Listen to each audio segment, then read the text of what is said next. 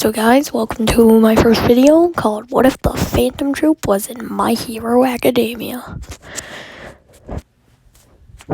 So, Ned works like clerks and all that. I'm not going to go into that because it's 10 in the frickin' PM. So, we're going to actually I'm going to be talking over a still image this entire time because nobody got time for quality editing. I don't got time for that. By that, I mean I'm too lazy to do it, but... So, I've been thinking about this one, and I'm going to come up with the most logical one. So, the most logical answer I can come up with is everything goes the same till the USJ incident. And instead of the League of Villains attacking, it's the Phantom Troupe, the Spider. And they're already well known because it's the Spider. Everyone knows about the Spider. Duh, that's why you say he's they're like... So, I just think Deku would fight Gon. Because, of course, Deku would fight Gon.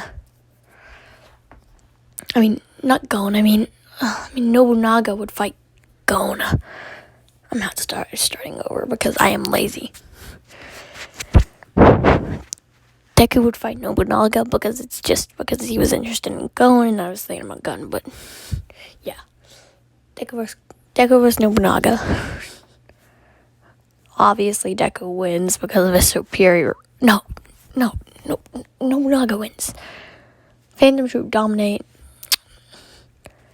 Nearly kill everybody. I would say Deku would go in for a punch, miss, and then get one of his arms nearly chopped off.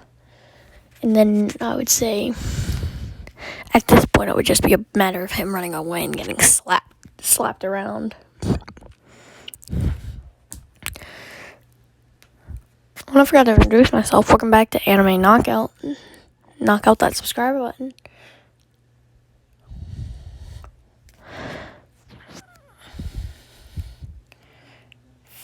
Franklin shooting the deadly subscribe bullets at you. The only way to block it is by subscribing to Knockout. Yes, an ad placed in the middle of your video. This is exactly what you wanted.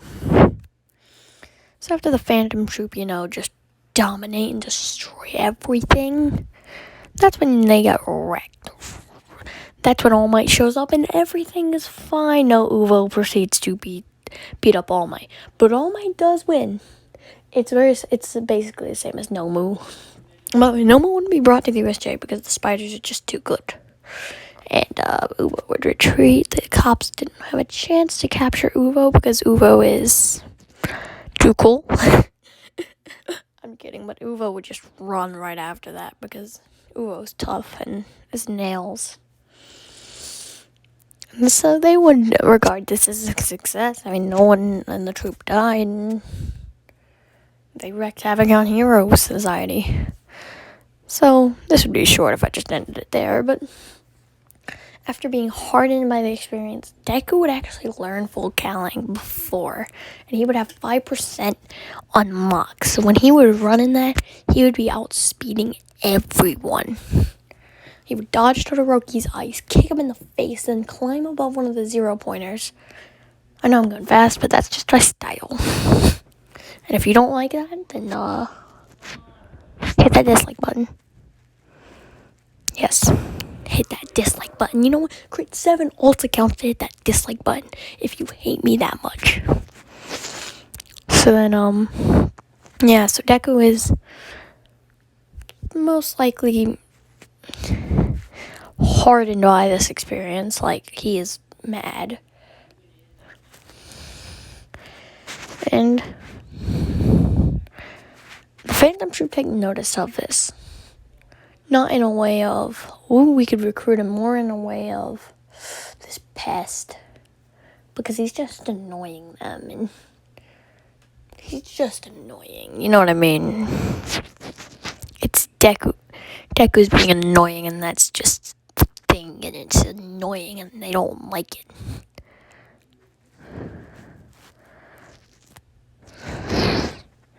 So I'm just gonna tell you that,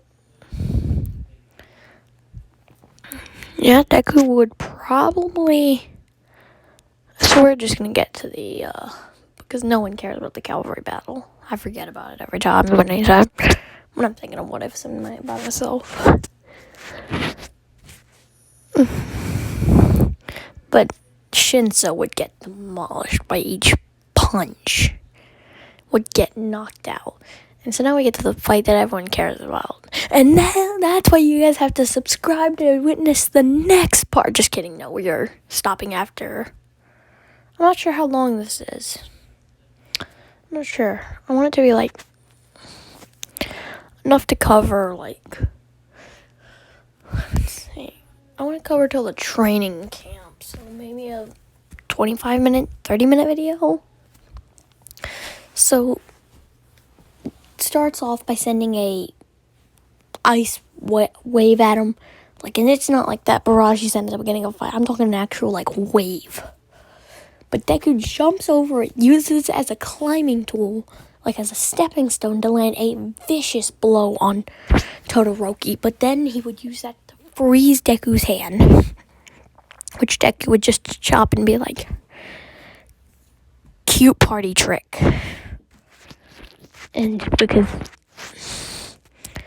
Deku is just not having any of it. And so Deku would say this: if you would have used your fire, we might have been able to beat the spider, which they wouldn't have because, but it was just like a thing to get Deku to use his fire. And again, Nen is quirks, because I know if this ends up getting any traction at all, then,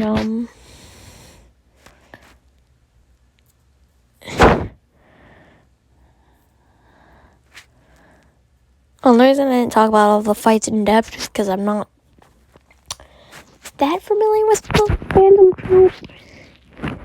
But I know enough to where I can create a what if on them.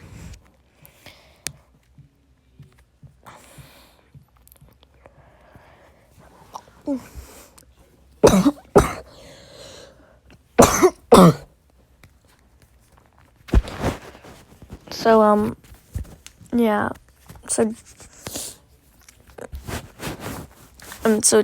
Deku would then start trying to land a punch on Todoroki, but flames would be like deterring him. So Deku comes up with a plan. The moment he shoots a gigantic burst of fire, he breaks his arm to block the fire, which then he flicks with one of his broken fingers to hit Todoroki before kicking him up and then kicking him out of the ring. I know none of them great at fighting, but it's a what if, and I'm bad at what ifing, so, like, deal with it. I said deal with it, so, and also, my voice just got really dark, like, probably not the greatest, because I'm speaking in the most monotone voice ever, and it really hurts, but I'm dehydrated.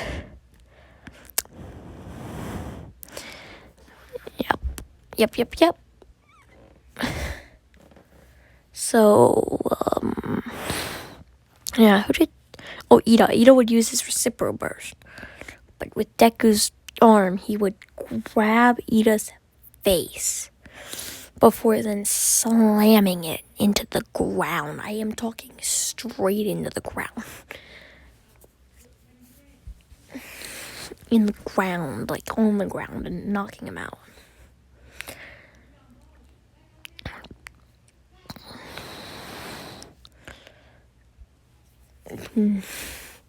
Just pinning Ida to the ground, breaking his arm, and saying, if you get up, I'll break the other one. So, victory goes to Deku. So, Deku versus Bakugo. Bakugo would be blasting him and back, and just generally destroying our main boy. So, he would throw 2 punches at 100%. Why, Deku? Why did you have to be an idiot at this point of the story arc?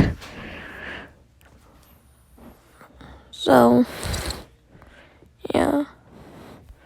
Welcome to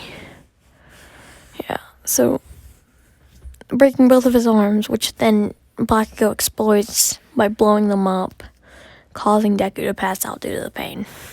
Yes, this was what Deku was like back in season 2. The smartest Deku's ever been. Some I've heard some say. Yes. No, before you say I'm lying, remember when he broke both of his arms to try to beat Todoroki, and he still lost. My version of Deku didn't. It's also because I gave him a bit more plot armor.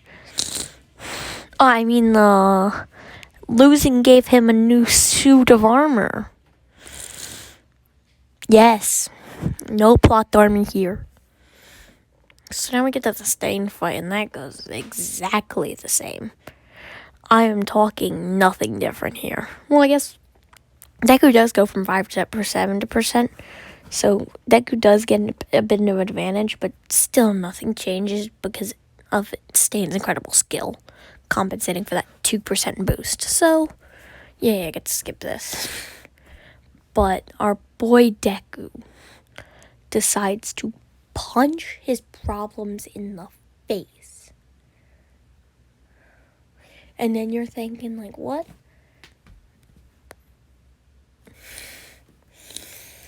And so not only does Deku punch his problems in the face, so Deku All Might is virtually the same, but there is one key difference. Deku starts isolating 15% into his fingers to create air bullets, which basically act as a distraction for when Bakugo wants to fly around and blow All Might's arms off, which never works, and the fight ends the same way, like,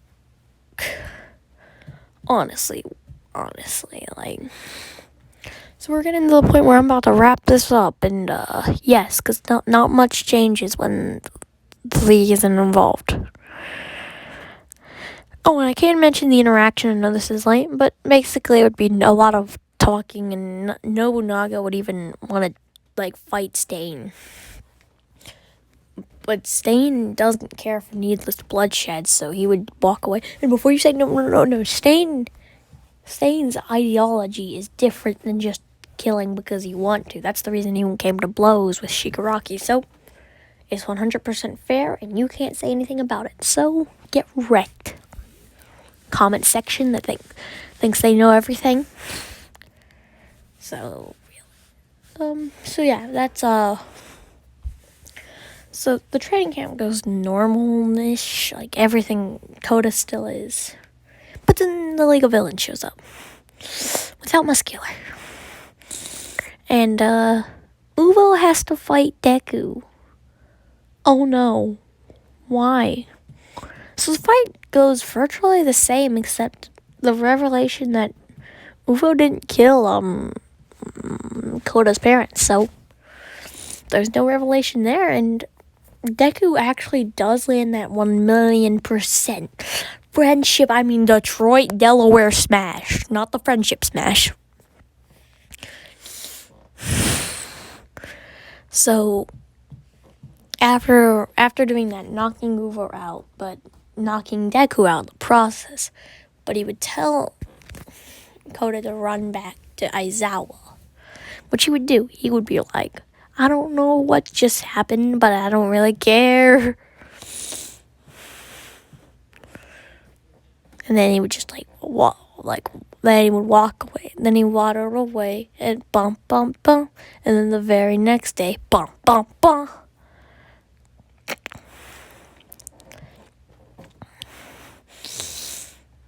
Okay, so the next thing is,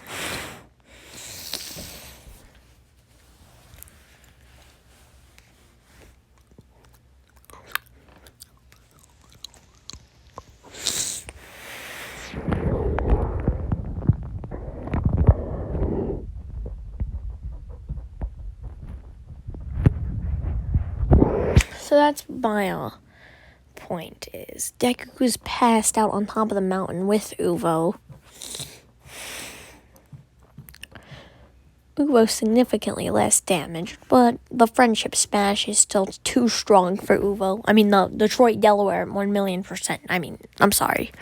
I keep calling it by the wrong name. So a lot of the events go very differently. I would say probably the telepath one. I forgot her name. Like, you always, like, criticize these what if YouTubers, like, oh, you don't remember their name? It was, like, spoken 1,000 times, and then you're doing the what if, and then it's like, what's their name? I can't remember. And it's honestly weird. What do you say? Is it weird, or am I just being weird? Okay. So, I would say that Mandalay, that was the name. I'd probably get her arm chopped off by Spinner because Deku was the one who kicked it.